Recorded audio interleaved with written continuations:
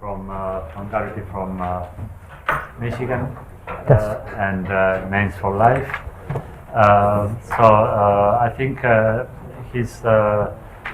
we must all be grateful to him for his pioneering work in putting Berger's manual into a form that could be used today in the form of taxonomical line of Bacteria and Archaea, which is actually the basis of most, if not all, the databases being used for taxonomic analysis.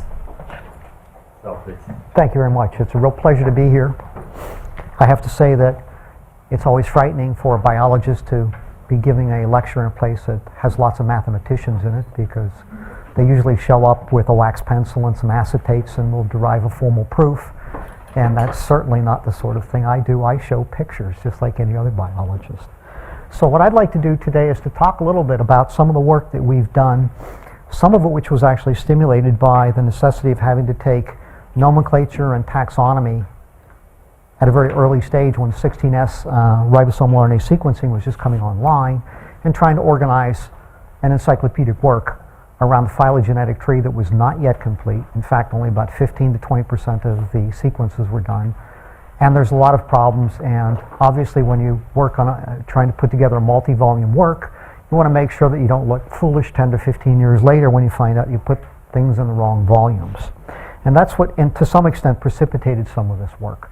I'd also like to recognize my colleagues, Charles Parker and Neda Kurzovic, an ontologist who's recently joined us, Kevin Peterson and Grace Rodriguez, two of our curators who have also done a lot of the important work on this project. So there's an ancient Chinese proverb, according to Google. I think that's actually something that somebody found inside of a fortune cookie, but there's a great deal of truth to it. And in fact, it says what the problem is, right? We have to be able to name things, but it does absolutely nothing in terms of telling us how to find the right name. And this is a real problem that it seems that a lot of us are dealing with. And it's not just in biology, it's pretty much any place you go. Working with words that describe data or describe other kinds of objects is really a challenging problem. Probably one person who has given most of us a great deal of headaches is Carl van Linné, also known as Linnaeus. 261 years after he came out with his scheme for trying to name all of the animals and plants, and it's been since adapted to bacteria and archaea and viruses and such, we still don't seem to be able to get it right. And so the problem really is that how do we actually assign names and do it in a meaningful way that essentially takes into consideration a whole number of different human barriers, but then also allows us to map the names to the data, and the data is always changing. And because the data is always changing, our views and opinions change, and therefore, what happens? The names change. And so one of the things I hear almost every morning when I'm going through the list of names that are being proposed for bacteria and archaea, well, why can't we keep this name?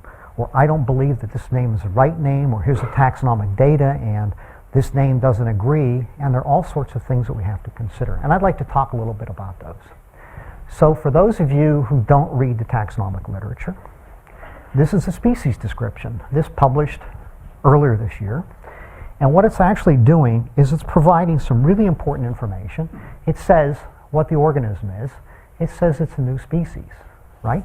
So the first thing you have to do in order to anchor a name or anchor any term is you have to say, I'm defining this term. This is part of the code of nomenclature.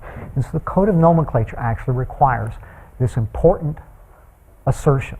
Then what we do is we define the name. Here we're defining the species, and so we have the etymology. Now the etymology is not required, but the etymology gives you some indication about what the organism may do, where it may have come from, and it gives it some standing. And the idea is that this is supposed to be a unique name. In this particular case, Beijingensis, actually here we have two pieces. We have a genus name and we have a species epithet. The epithet Beijingensis is used extensively now. Almost every new species that comes from China is going to be Beijingensis or some other city or locale in China, and this is what we commonly refer to as local mania. But this is a perfectly acceptable name. Here is all the data in free-form text. This is another part of the work that we're actually doing, trying to standardize the nomenclature, or not the nomenclature, the terminology used to describe microbial phenotypes. That's another challenge unto itself, because if you actually look, there's no hard and fast definition for what an anaerobe is, what a microaerophile is, what a strict anaerobe is, what a microaerophile is. And so you get through all of these different kinds of categories of phenotypic terms, and there's really no place where you can actually go back and look at it. We heard this morning about how people are having trouble growing different organisms and how many different methods there are to grow organisms. We've actually looked at all the media for thousands and thousands of type strains. And the interesting thing is, it reduces down to about 100 different media with about 7 or 8 common ingredients, with 4 or 5 common conditions. Maybe one of the reasons why we can't grow many of the organisms is because we really aren't varying the conditions.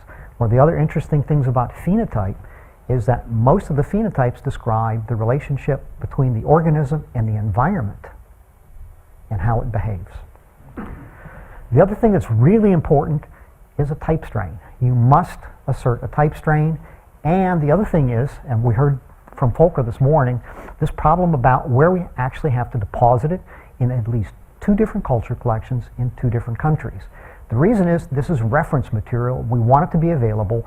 We want to make sure that it's preserved and available in multiple places for redundancy purposes, but also to overcome some political issues as well. If you put a culture in an American culture collection, the Cuban can't get a hold of the material to work with it. And so we have to worry about these things as well. We're working with international standards. These are the 3 principal codes of nomenclature. There's one for bacteriology. It's now called the International Code of Prokaryotic Nomenclature. There's a code for botany. There's a code for zoology. There's also a code for virology. So there's an international code. The interesting thing about the code of virology, it's taxonomy and nomenclature. There are also several minor codes that deal with plant varieties, and they also deal with varieties of plant pathogens.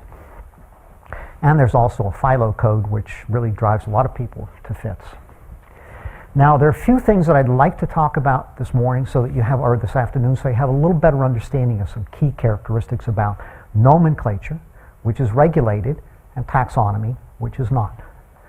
First principle of the code of nomenclature, botany, zoology, and prokaryotic biology, is freedom of taxonomic thought. There are no rules to how you define prokaryotic taxa, or plant taxa, or animal taxa. The idea is that we're going to be constantly changing all of this as new data becomes online, new observations come online, so we want to have the freedom to adopt new concepts and new methods. Only the names are regulated. So the code of nomenclature really says how we form names, how the names are applied, how the names are replaced over time, and with different events in taxonomy. There are correct names. For every organism that has a name, there's only one correct name. And that name is assigned at a particular rank and a particular position within that rank. The other thing that's really important is this concept of priority. This really escapes a lot of people. The correct name is the first name that's assigned to an organism. It's the earliest name. If there are synonyms, one always goes back to the earliest of the synonyms. If it's a homonym or what's called an ambioriginal, if it goes across the different codes, we also have to worry about which one occurs first, because that name has priority. The other thing is, we have these problems with synonyms. In prokaryotic biology, we have 6 different forms of synonyms. And it depends on priority dates, and it depends on which directions changes are being made, and how one actually has to then play by the rules in order to resolve the synonyms to arrive at the correct name. What's really interesting in prokaryotic biology, we have a process of registration of the names. The registration process occurs through valid publication of a name. A name only has standing in the literature if it publishes in the International Journal of Systematic and Evolutionary Microbiology, or its predecessors, the International Journal of Systematic Bacteriology, or the earlier bulletin, the International Bulletin of Bacterial Taxonomy. What's interesting, once we have a valid publication, that name is now available for use. We also have something that's called effective publication. Effective publications occur outside the IJSEM. Those names then become registered when they appear on a registration list or a validation list. The other thing about priority is the appearance either in the journal itself, the page number in a particular year counts for priority, as does the position in the list in terms of which name has priority over another in the event of synonymies. We also have this argument about legitimate names versus illegitimate names. Legitimate names can occur, or illegitimate names can occur with validly published names when there are errors. For instance, if there's an orthographic error in the way in which a name is formed in Latin, it becomes an illegitimate name, and therefore the name has to be corrected. And so we have to worry about how we correct the names as well, so the illegitimate name is replaced with a legitimate name.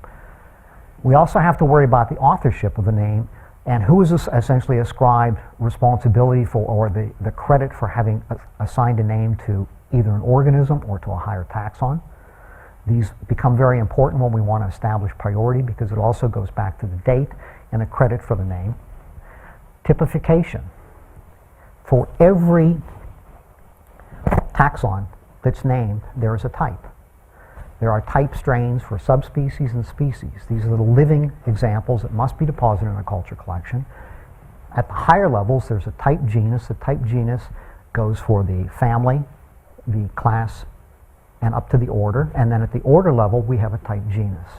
So what they serve as is not the most typical representative, but as an anchor point for the name. And what's also really important about types is that they can't be removed. So once you have a type that's been established for a particular taxon, it must remain. You can't change the name. If it affects the type, then what that does is it now means that you cannot effectively do anything with that taxon. And if you leave things behind, you have to worry about the orphans that you've left behind as well. The other thing is that what's also very important are emendations of the description. So what you saw before was a description of a taxon. As new taxa are being described, what one does is they're essentially emending or modifying the description of the properties that are diagnostic for that particular organism. What's interesting is that for the most part, emendations are not generally asserted in a positive way in the literature, even though there are lots of these emendations that occur. So we have implicit versus explicit emendations. These are taxonomic acts that don't affect the name, but they affect the underlying data. And it affects a change in terms of the description of the organism or the higher taxon. So those are the rules that we play by. You got that?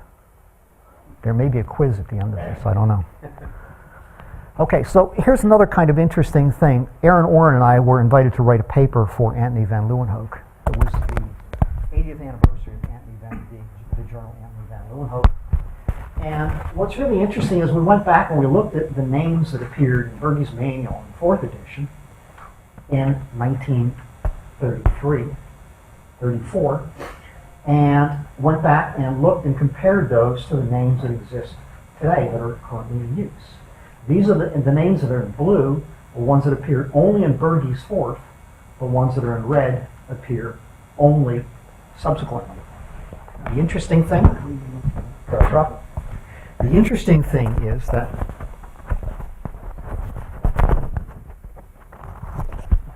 only 5% of the names that were used in 1934 are still in use today. So if you go back to the literature and you try and figure out, well, I see this organism that was described in 1947 by so-and-so, and now I have this genome and I'm going to assign this name to this genome, you have no idea of what it is. Another thing that was really interesting in bacteriology, we reset the clock in 1980.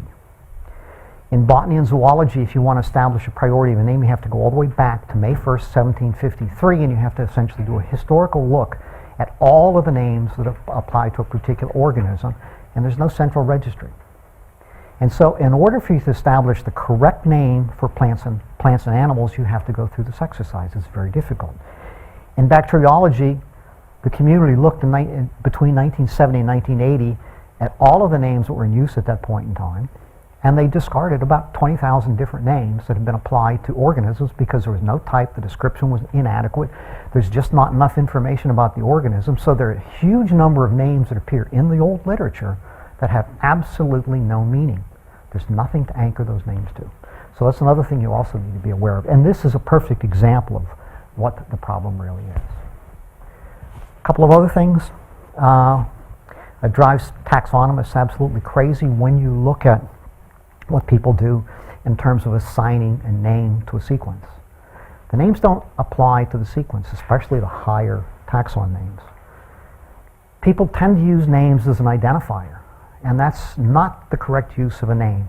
A taxonomic name actually is identifying a concept, a taxonomic concept, so it's an aggregation of individuals as opposed to an individual. One of the other things is only species and subspecies have 16S molecules. Higher taxa don't. Higher taxa are aggregates, oftentimes many intervening steps removed.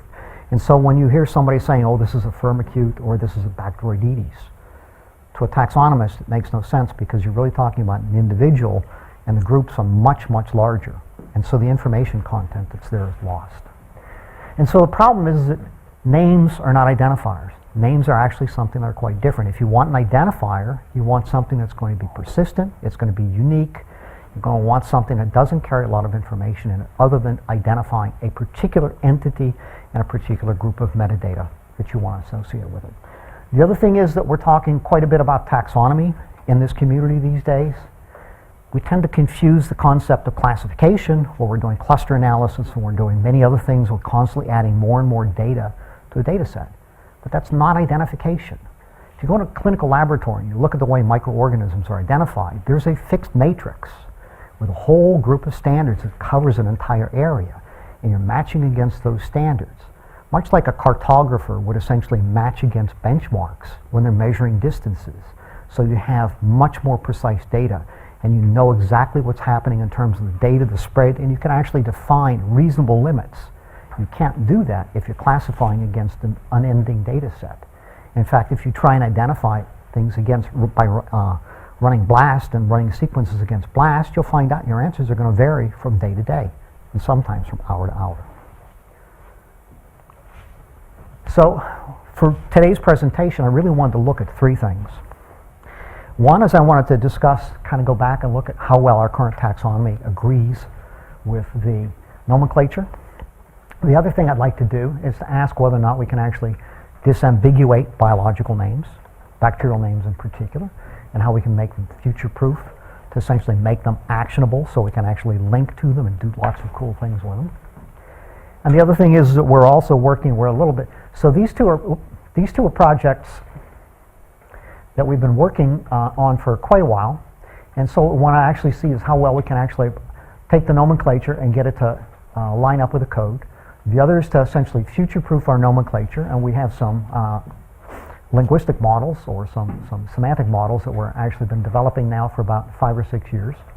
And the third thing is now we're taking these models, or proprietary models, and we're now moving them into a open ontology so that we can actually use them as a semantic resource on the web. And what we're really interested in being able to do is to use machine reasoning as a way to go through the nomenclature and actually make it usable so that people aren't really bogged down with all the nitty-gritty details. So Tim Lowburn, about 10 years ago, came up with this concept about a self-organizing, self-correcting algorithm that would allow us to classify organisms using 16S ribosomal RNA, and then essentially take new sequences as they were come along and see if we couldn't put them into a taxonomic framework, pinpoint nomenclatural errors, and then figure out which ones needed to be corrected. So on the current exercise, what we did, Chuck Parker and I took our taxonomic matrix right now. So we have a large classification matrix of 16S plus the nomenclatural matrix. And what we actually try and do here is to smooth a distance matrix and a similarity matrix. Actually, there are two of these, and then calculate some summary statistics at each level of a hierarchy. And what we do is we take heat maps as a visualization tool. We're looking at tens of thousands of sequences all at one point in time, and what we want to be able to do is to essentially look and see whether or not we're actually improving, smoothing, and clarifying a classification. So the input at this point on this run that we've done in the last couple of weeks is our February update from the NameSelect database. We have 11,402 aligned 16S ribosomal RNAs. These are ones that we have picked from the type strains. These are all extremely clean sequences that are that we have been working with for quite some time. We know quite a bit about them. We use the green genes alignment because it's a unified alignment that allows us to look at archaea and bacteria concurrently. And what we do is we compute an evolutionary distance matrix using mother, using just default conditions. So we take this matrix as our input. On the nomenclature side, what we do is we have a nomenclature that we maintain in its full hierarchy. So we have 11 different ranks, and we essentially map out the full language. And so what we do is for each sequence we have 11 different positions in the nomenclature. And from there what we do is we essentially take the two and compare them and line them up with an input taxonomy, and then allow the algorithm to go through, smooth everything out, and see whether or not we're getting to a much better position in the taxonomy. To give you a rough idea in terms of what we're looking at, this is the matrix, the input matrix. The points that I think are really important for you to keep in mind is that when we look at the taxa, we're looking at a large number of synonyms. So if we talk about having 13,757 species right now, this really maps to 11,410 of these. 2,347 of those are synonyms that we have to resolve. We have synonyms, levels of synonymy for particular organisms that range anywhere from 2 names to 8 names for the same organism. So you have to be aware of each one of these if you want to make some assertions about what's going on in a particular matrix. Subspecies are particularly problematic as well because subspecies have a coordinate status species as well, or a species that has a subspecies has a coordinate status subspecies, so it gets counted twice, and you have to essentially weed those out as well. So one of the first things you can do is you can take the entire matrix and you can actually ask the question. If you use the 97% cutoff point, where most people like to say this is a species in the same genus, how well does that work? When you start looking at the matrix for identification of species, there's no metric at this point in time for the higher taxa, but what happens if you start looking at just these statistics and look at within group similarity on each one of these distance matrices? And what you find is that when you go through here, there's a huge amount of overlap at all levels in the taxonomic hierarchy. And you can look at minimum first quartile distances, you can look at the mean and the median, you can look at the third quartiles and the maximum boundaries, and what you see is that the taxonomic boundaries, if we just use 16S as a metric, is pretty blurred. It's not particularly good. And so what one has is some problems that they have to really consider about in terms of what else they might want to use if they're going to try and talk about species of different organisms. One of the other kinds of interesting things, these are a couple of phyla. Favorite of a lot of folks these days are the Bacteroidetes and the Firmicutes, and you can see that the phylum centers at around a similarity of about 0.8, or dissimilarity of 0.2. You see the same thing for the Firmicutes. Proteobacteria, you see about the same. The actinobacteria are a much tighter group. In fact, there are cases in which there are Streptomyces species that have absolutely no difference in 16S ribosomal RNA sequence, although they're different species. And morphologically and metabolically, the organisms are quite different, although there's that higher level of sequence similarity. You see the same thing on the Micromonospораceae. If you look at some of the genera, you look at the Clostridia, if you're identifying, say, to a Clostridium, you see that we have levels of sequence similarity, 16S ribosomal RNA sequence similarity that are extraordinarily broad. It's a really messy group. We see bimodal, trimodal, tetramodal distributions within the different taxa as they exist right now. And we also see some examples of very nicely formed groups. But the distances, once again, within the genus in terms of the spread of the 16S is quite large.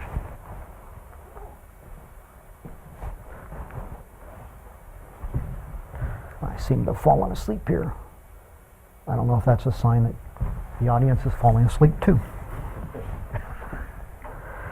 So, once again, Peptonophilus, we just had an argument with a reader of SIGs about why somebody has been naming new species of Peptonophilus incorrectly because they're trying to essentially ascribe a particular metric. But you see that within the genus that they're really concerned about, that the spread is really quite large. Shewanella has some problems as well. So this is just an example of what one finds. And so here, I mean, we summarized all the data, and it'll be available for folks to look at and to study.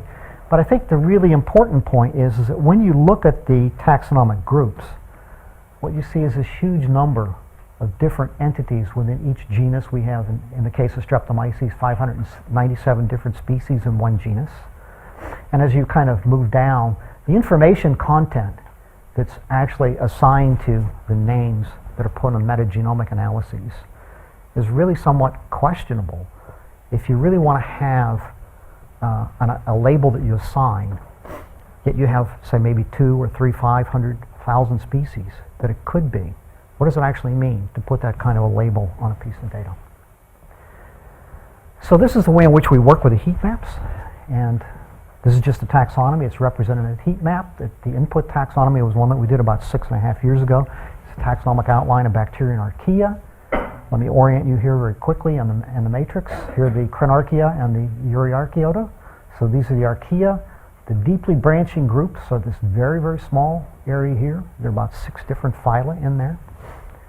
Here we have the Proteobacteria, alpha, the alpha, the beta, the gamma, the delta epsilon, and the delta and epsilons are in here, and then we have the Firmicutes right here, the Clostridia, the bacilli. In here, in this area, are the Tenoracutes. They used to be called the Mollicutes.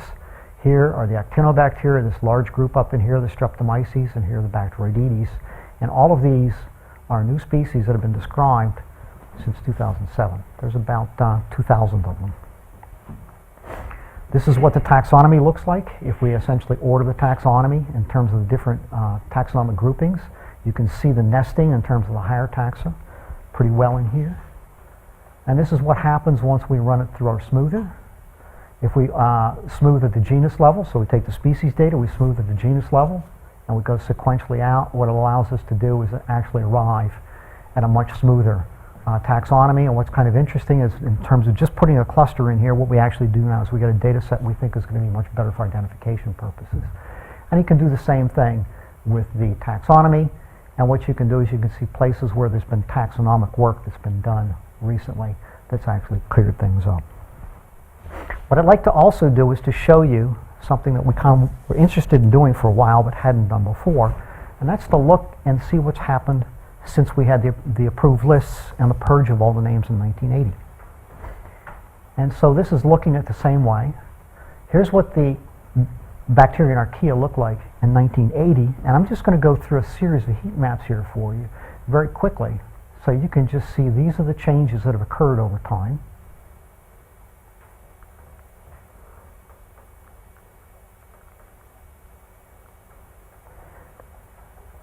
And so when you run through here, you can actually see the areas of research where people have been working rather extensively.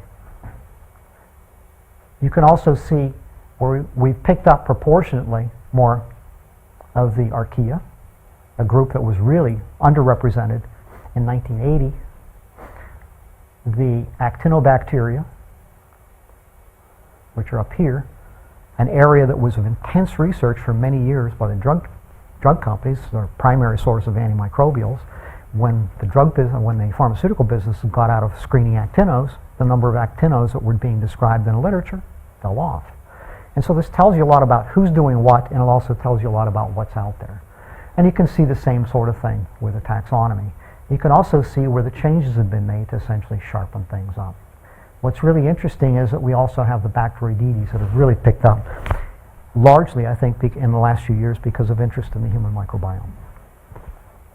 We can do the same thing with the GIBO project, or this is the Microbial Earth Project. Eddie Rubin here is quite familiar with this one. This is where we're looking at genomes of the type strains. And the assumption is that we get good coverage, and so when you look through these, we get really good coverage. So that's pretty much what we've done in terms of trying to line the taxonomy with a nomenclature. What's next is to try and disambiguate the bacterial and archaeal names, and for that we've looked outside in the field of semantics and semiotics. This is a kind of interesting area, and there's a book called The Meaning of Meaning that was written in 1923, and this actually gets into philosophy of language that even dates back before that. It deals with how one interprets or understands a language. And what's really interesting about a symbol, a term, a name is the relationship between the symbol and the name and the object, what it stands for, is imputed. It's indirect. It goes through a thought process.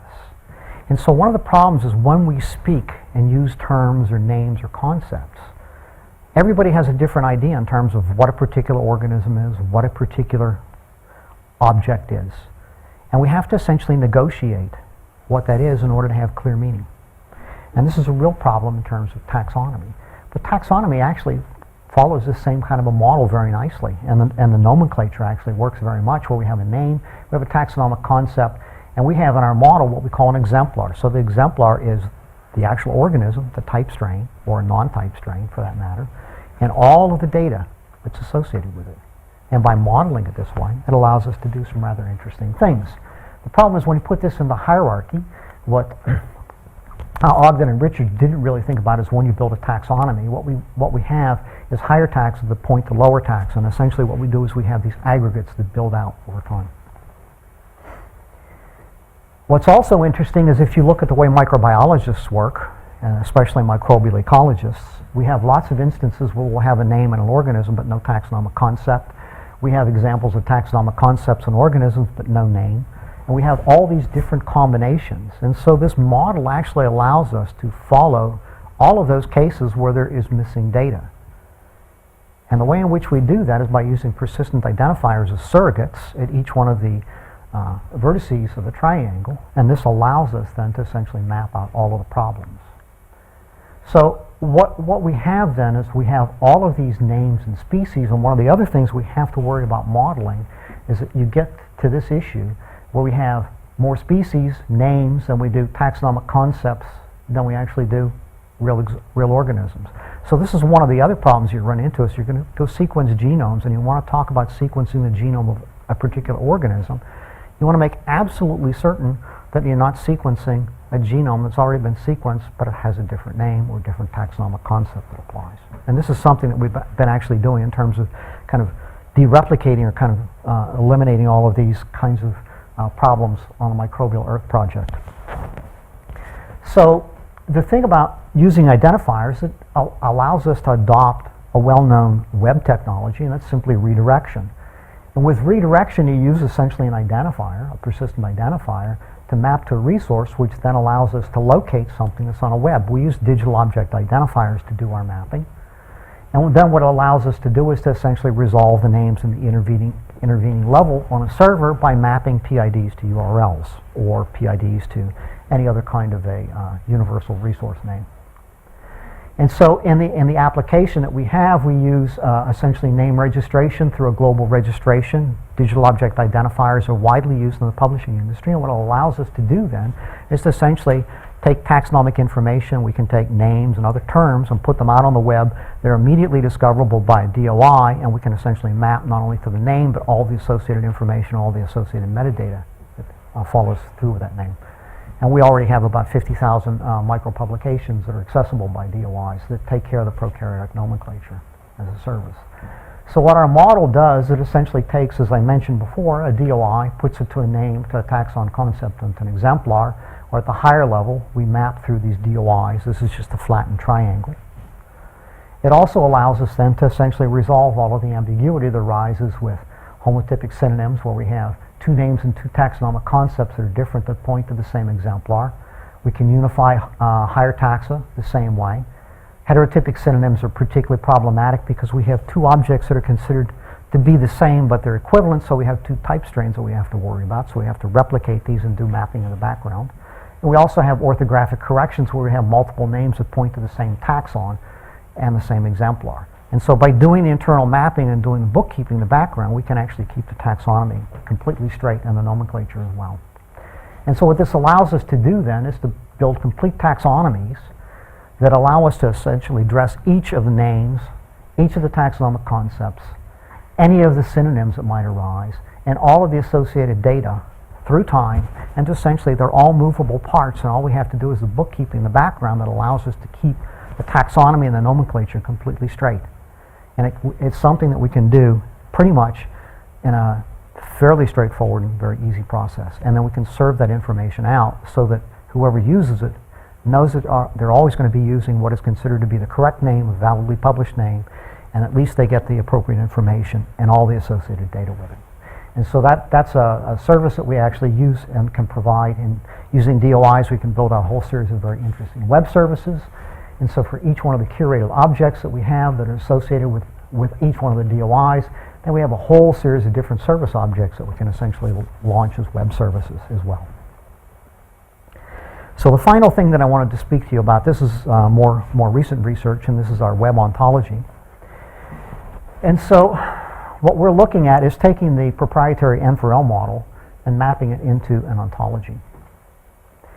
And so the process that we have is we start with curated nomenclatural events. These are ones that are actually retrieved from the literature and then mapped into our names for life object. And what we do then is we map these and make sure that each of the names abides by the rules of the code of nomenclature. So there's 64 rules that we use. And on the operational side, we treat these as business rules as you would in any computing system. And so there are a number of different conditions that we test for. And when we see different conditions, it'll set off flags. Is this a synonym? Is this a new combination? What is the basonym of this new combination? And so what we do is we keep track of all of this in the background. But the interesting thing is that most of those sorts of operations are not the sort of thing you can actually map directly into any ontology at this point in time. And so what we've had to do is look for ways in which we can essentially take the ordered lists of objects and essentially take these, translate them into XML, and from there we take our prokaryotic data model and we essentially map that into our core model, the one that I just showed you a moment ago. What's interesting, we're using SCOS because SCOS allows us to have extensions in SCOS XL. SCOS is a web standard, it's a W3 standard for developing ontologies, not just for bio-ontologies, but ontologies in general.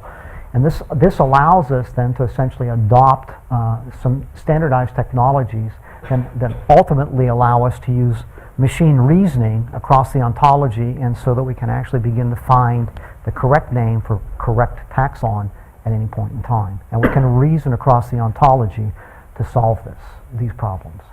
And so this is essentially the approach that we're taking in order to get to the point where we can actually do this. And once we've finished with this, we're also beginning to model the language of phenotype as well. And so this is the strategy. So this is just an example of what happens. In this particular example, we have a new organism. This organism is called Chromocurvus halotolerans. We're creating a genus, and we're also creating a species in one event. But we have to, in order for the ontology to actually understand it, what we have to do is we have to map out each one of the steps that's involved in creating a new genus. You see that in red. So we have to create a taxon object. The taxon object has to be attached to a parent object. We have to essentially create a name. This name is not validly published, so we have to have this flag, a status flag that we have to create, and then we identify this as the rank of genus. After we go through these steps, now we have to create the species, Chromocurvus halotolerans. And so what we do is we create the species object, and so the graph then shows how we create the species object. It has a status, it has a name, it's not validly published, it's a species, and it has an exemplar object. And so we use a spin framework for mapping the event ontology, and then we use everything that's now being expressed in RDFS, and then we use an ontology reasoner that we can essentially run across the ontology. This is what happened. What's kind of interesting, though, is the valid publication of Chromocurvus is a problem because there's an orthographic error. It should be Chromatocurvus. And so what we have to do is we have to correct the name. So now we have the existing taxon object, and now we have to essentially attach a new name to it. So we have to go through the process. In the ontology, we actually have to create this name. This name becomes validly published, and we have to point back to the orthographic correction. Here's what happens when we look at the event of the valid publication, and you can see what the entire chain is and the graph for the chain that's being used in the ontology. And this is what the ontology then looks when it's translated from RDFS to the SCOS model. The SCOS model has some limitations because the SCOS model doesn't allow labels to be attached, and so you need to use SCOS XL in order to essentially map out these bits and pieces. And so that's what we're trying to accomplish by by using some modern tools that we think will help the community address some of the problems with mapping names, getting them to the right objects, be able to essentially tie a name with an identifier to a genome sequence with an identifier, to a protein sequence with an identifier, to many of these other things. People want to use taxonomy, they want to use nomenclature. What we'd like to do is be able to provide this in a way that's more accessible. So, just to kind of wrap up, so the problems that we've seen in taxonomy keep on falling asleep. This is really a sign.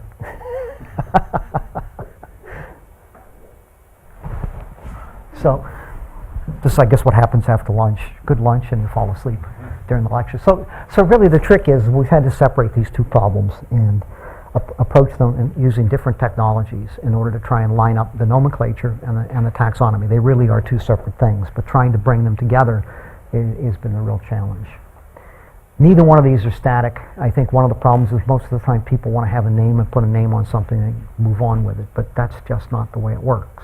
It'd be nice if it did, but it doesn't. I think one of the other things that, as we go through this is that adopting standards is really hard. People always talk about, well, why don't you use, for instance, say, controlled vocabulary. Just treat this like a controlled vocabulary. For anybody who's ever tried to work with a controlled vocabulary, the first thing you find out is you'll have an end user who said, well, that's not right. I can't find the right term. And you spend a long time trying to find the right term, and then you make a compromise and use the wrong term. So it does corrupt the data. And our philosophy is that we'd rather be able to essentially do all the mapping of the different terms in the background to build the terminological taxonomies that can then be applied. And we actually have a suite of tools that allow you to essentially run across content and do the automatic annotation and find all of the appropriate terms and all the appropriate concepts. But the other problem that we also find, and I think most people who work in bioinformatics will say the same thing, and we're all guilty of the same problem as well, is we have some strange work practices. We all think that we do the job better than anybody else, and so the first thing we do is we say, yeah, that's really nice, but I want to get your data, because I want to take your data and I want to put it in my system. And we all know what happens when my data goes into your system. My data gets corrupted because it went into your system and comes back to me, and I have to clean it all up again. We have to essentially figure out some way to break this cycle in terms of being able to share the data, but to share the responsibility for maintaining it, or to essentially figure out a better way of essentially making sure that the data that does get used doesn't get corrupted. So there are some social practices, I think, that we need to consider carefully. And the other thing is that we've gone through, at least I've gone through, some major changes in prokaryotic systematics, going from a phenotypic system to one that is based on molecular biology, 16S, and we know that looming on the very near horizon will be a complete reordering of all the taxonomy and all the names when we start using a genome-based taxonomy. We're only probably a year or two away from the beginnings of that, because we're starting to use genome sequences to actually map or help describe new taxa. So this is the kind of thing that we're going to have to worry about in the near future, and all of you as consumers of the nomenclature and the taxonomy are also going to have to worry about what happens with the changing names. And so for that, thank you very much for your attention.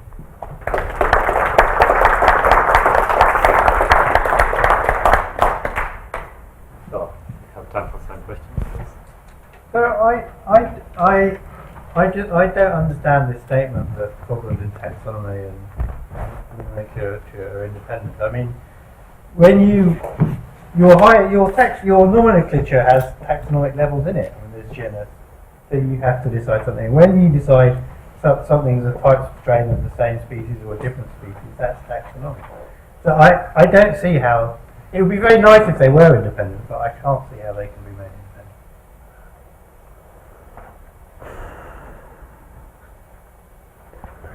What happens with the names is that they get treated as being independent. Obviously, you can't create a name without having a taxonomic object, right?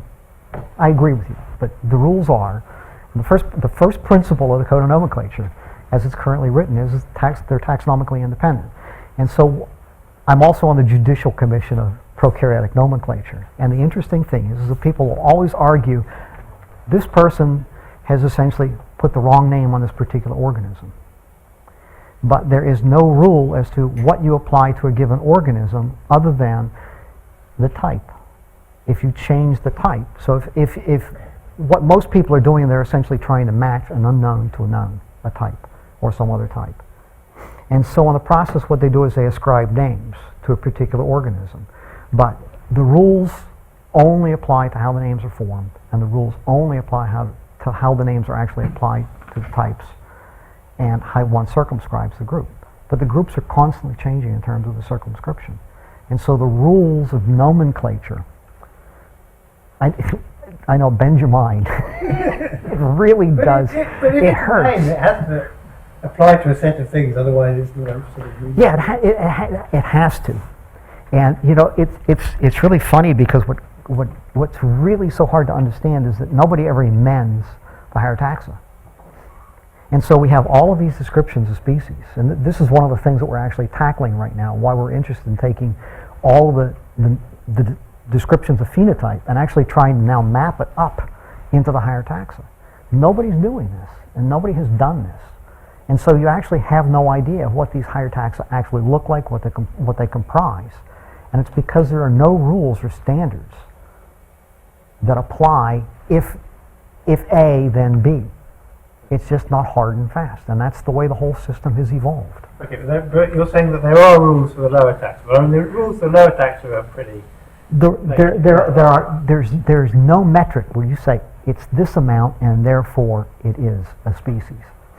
And if you look, for instance, if you apply the 3% criterion to Streptomyces, to Micromonospora, it doesn't work. I mean, I can show you the data. We've got huge amounts of the data, and you can find out that most of the groups don't conform whatsoever to what the consensus is. And the community of taxonomists has said these are recommendations or these are observations that we see, these are where we see the field going. But when the recommendations are made, usually there's not enough information to say what it really is, and by the time you actually get a set of measurements, you find out that the measurements don't really abide by what we think they do. I'll be more than happy to show you. I've got all the data with me. Yeah.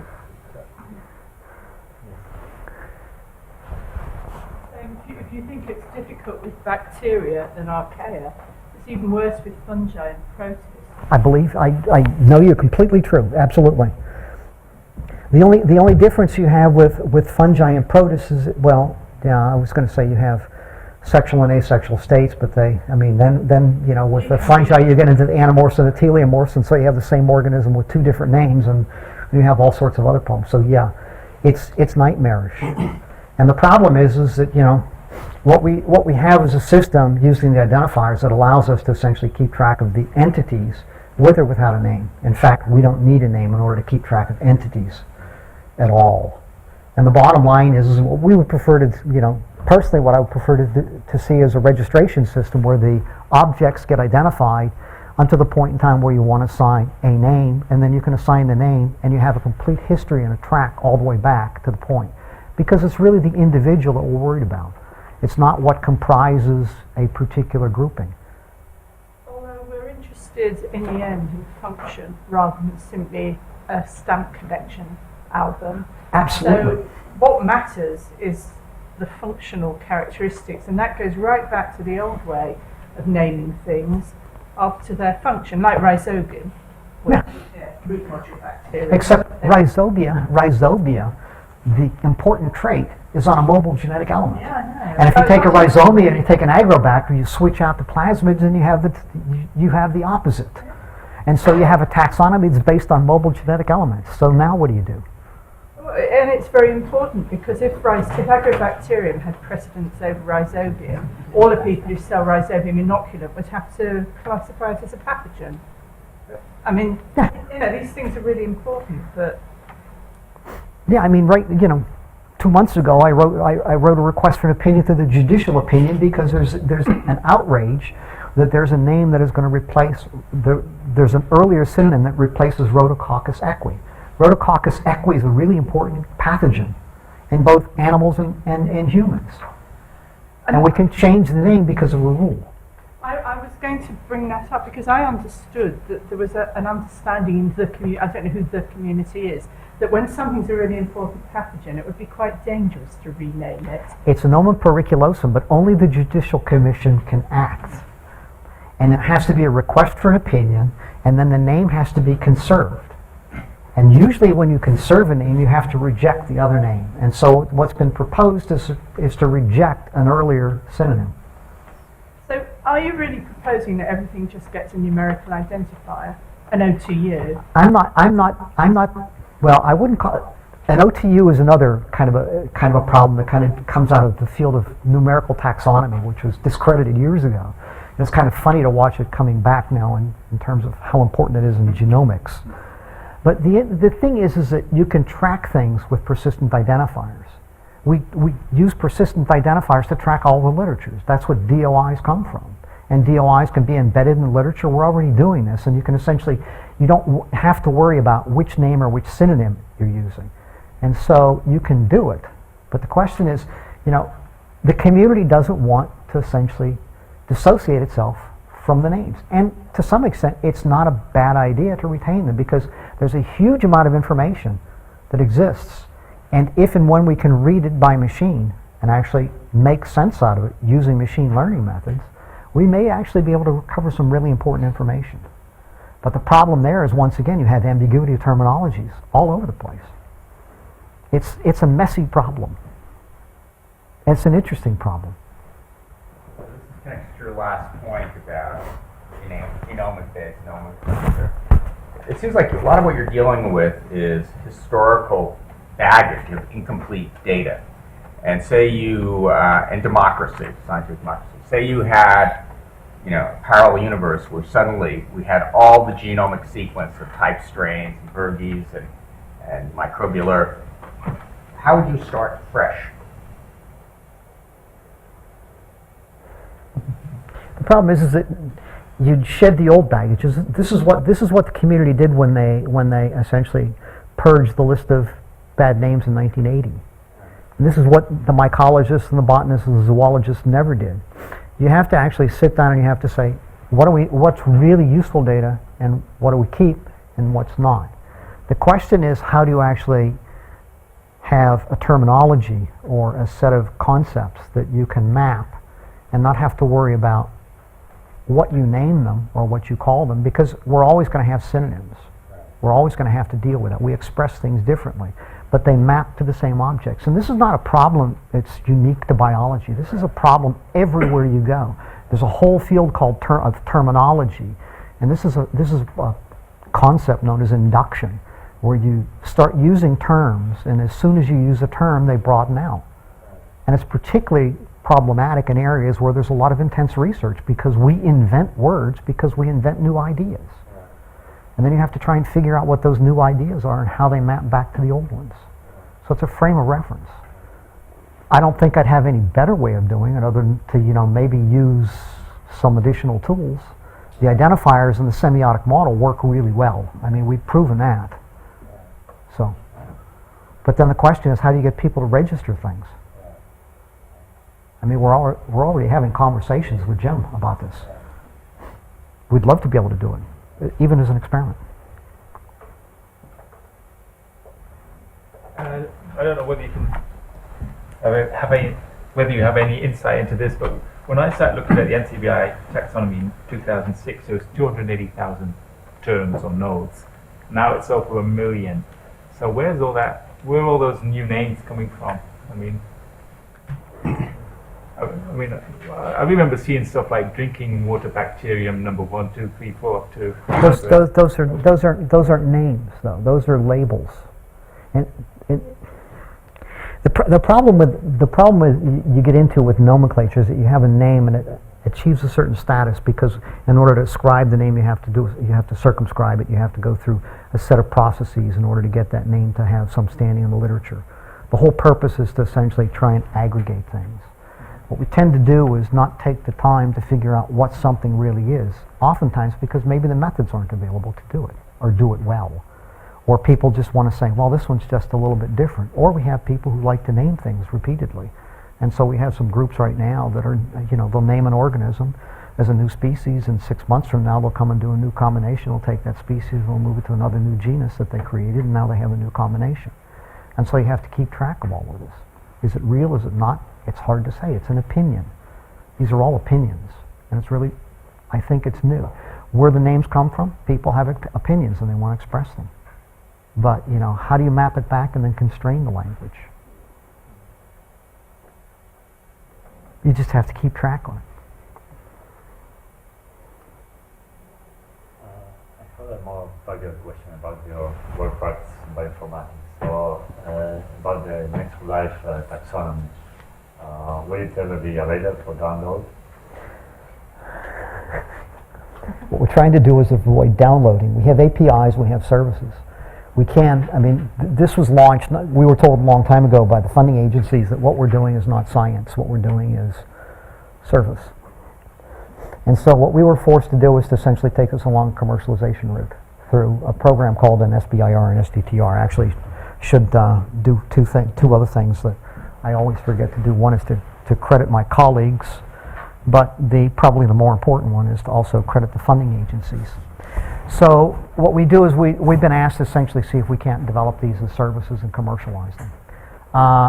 We're happy to talk with anybody that wants to have access to the services to figure out something that is reasonable and to figure out how we can essentially get things in their hands. We do have some tools right now that we give away. We are not giving away the entire database, although the database is available under licensing terms. But we do have tools right now that run in a Firefox browser. We have some tools that we also are working with publishers that do on the fly annotation of content. And so, but if you want to try something, if you want to propose something, we're more than happy to listen. And it goes for everybody in the room. We're developing some things and we'd like to find out what works. So ask and we'll figure out what the people that we owe money to will say. Thank you very much. We will resume at